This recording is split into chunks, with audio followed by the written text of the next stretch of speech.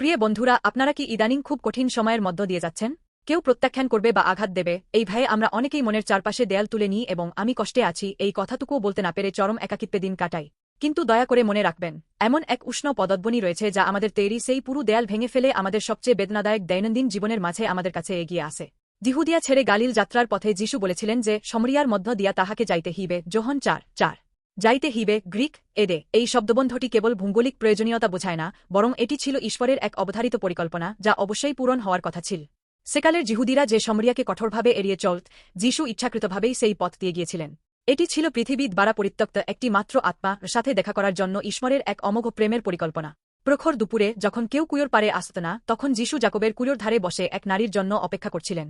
5বার বিবাহবিচ্ছেদ হওয়া এই নারী গ্রামবাসীর আঙুল তোলা ও চরম সামাজিক অবহেলা সহ্য করে সম্পূর্ণ একাকিত্বে বেঁচেছিলেন। তবুও যিশু সমস্ত ধর্মীয় কুসংস্কার, জাতীয় শত্রুতা, লিঙ্গবৈষম্য এবং নৈতিক কলঙ্কের দেয়াল ভেঙে ফেলে নিজে প্রথমে তার দিকে এগিয়ে গিয়েছিলেন।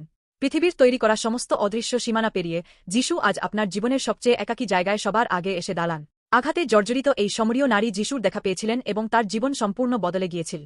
কুয়োর পারে এই নারীর কাছে যিশুর আগমন প্রমাণ করে যে পাপের কারণে ঈশ্বর থেকে সম্পূর্ণ বিচ্ছিন্ন হওয়া আমাদের রক্ষা করতে তিনি কিভাবে স্বর্গের মহিমা ত্যাগ করে সরাসরি এই পাপী পৃথিবীতে এসেছিলেন।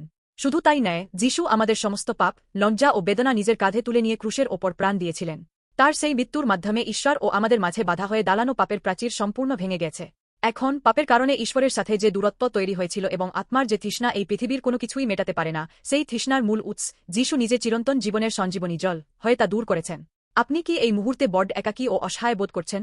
কেউ আমার মন বোঝে না ভেবে কি আপনি হতাশ হয়ে পড়েছেন? জীবনের তৃষ্ণায় কি আপনি দিকভ্রান্ত হয়ে ঘুরে বেড়াচ্ছেন? এই পৃথিবী যতই আপনাকে বিচার করুক বা আপনার চারপাশে সীমানা টেনে দিক না কেন, যিশু সমস্ত বাধা ভেঙে ফেলে ঠিক এই মুহূর্তে আপনার কুয়োর পারে দাঁড়িয়ে আছেন। যেই মুহূর্তে আপনি আপনার হৃদয় খুলে দিয়ে যিশুকে গ্রহণ করবেন, সেই মুহূর্তেই আপনার জীবন নতুন হয়ে উঠবে। আমি প্রার্থনা করি যেন আজ আপনি যিশু খ্রিস্টের ওপর বিশ্বাস স্থাপন করেন এবং তার মধ্যে থাকা প্রকৃত শান্তি ও অনন্ত জীবনের জল লাভ করে একটি ধন্য দিন কাটান।